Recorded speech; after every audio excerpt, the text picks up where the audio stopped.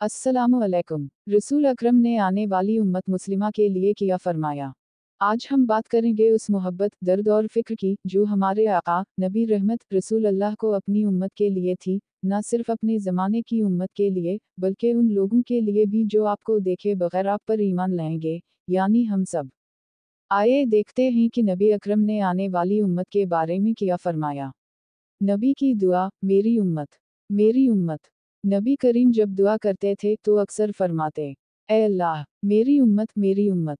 ये अल्फाज आपकी उम्मत से मोहब्बत की सबसे बड़ी दलील हैं। अल्लाह ताला ने जिब्रील को भेजा और फरमाया कि जाकर नबी से पूछो क्यों रोते हो। तो नबी ने अर्ज किया, इससे ज्यादा, मेरी उम्मत के लिए डरता हूँ, उनके अंजाम से परेशान हूँ। अल्लाह ने फरमाया, हम आपकी उम्मत को रंज में नहीं डालेंगे। हम पर ईमान वालों के लिए आपका शौक। एक दिन रसूल अल्लाह ने सहाबा से फरमाया, काश मैं अपने भाइयों से मिलता। स्वाद है अलिफ बेहे ने अर्ज किया, इससे ज्यादा, या रसूल अल्लाह, किया हम आपके भाई नहीं। आपने फरमाया, इससे ज्यादा, तुम मेरे सहाबा हो, मेरे भाई वो होंगे जो मेरे बाद आएंगे और बगैर देखे मुझ पर ईमान लाएंगे।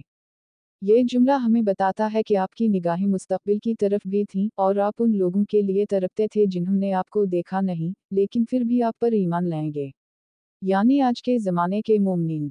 हौज़ कौसर पर मुलाकात। नबी करीम ने फरमाया, इससे ज़्यादा, मैं हौज़ कौसर पर तुम्हारा मुंतज़िर हूँगा। ये हदीस हमें हौसला देती है कि नबी क़यामत के दिन भी अपनी उम्मत का इंतज़ार करेंगे।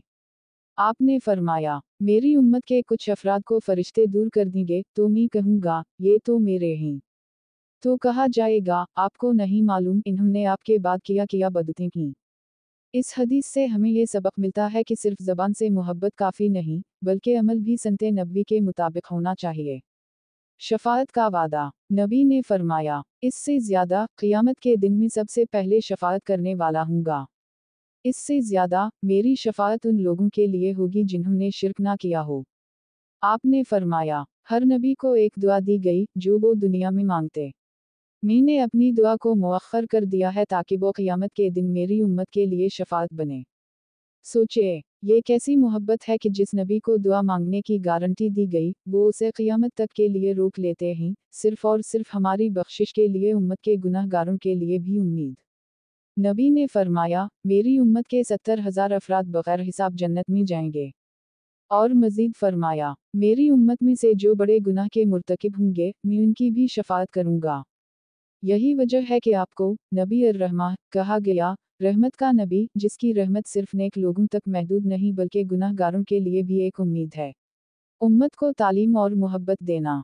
रसूल अल्लाह ने अपनी उम्मत को न सिर्फ रूहानी रहनुमाई दी, बल्कि अमली तौर पर ज़िंदगी गुजारने का तरीक़ा भी सिखाया। हर मामले में आसानी, नरमी और तवाज़ुन का दर्स दिया। आपने फरमाया, इससे ज़्यादा, आसानी पैदा करो, सख्ती ना करो। खुशखबरी दो, नफ़रत ना दिलाओ। ये तालीमात सिर्फ उस वक्त के लोगों के लिए नहीं थीं, बल्कि आपने फरमाया, इससे ज़्यादा, मेरी हर उम्मत जन्नत में जाएगी, सिवाय उसके जिसने इनकार किया। पूछा गया, कौन इनकार करेगा? फरमाया, जिसने मेरी इताअत की वो जन्नत में जाएगा और जिसने नाफरमानी की उसने इनकार किया। प्यारे दोस्तों, रसूल अल्लाह की मोहब्बत, शफ़क़त और फ़िक्र सिर्फ सहाबा तक महदूद ना थी, बल्कि क़यामत तक आने वाली उम्मत के लिए आपकी दुआएं, आंसू और शफ़ाअत का वादा मौजूद है। अब सवाल ये है, क्या हम वाकई इस मोहब्बत के अहल बन रहे हैं? क्या हमारी ज़िंदगी नबी की सुन्नत के मुताबिक है? आइए, आज हम अहद करें कि नबी के उन पैगामात को सुनकर अमल में लाएंगे और अपने कौल व फ़ेल से साबित करेंगे कि हम वो भाई हैं जिनसे नबी मिलना चाहते हैं। अल्लाह हमें रसूल अल्लाह का सच्चा आशिक और उनकी शफाअत का हकदार बनाए। आमीन। अगर हमारी पसंद आई जो तो हमारे चैनल को सब्सक्राइब करें, लाइक करें और शेयर करें ताकि हर आने वाले वीडियो आप तक पहुंचती रहे।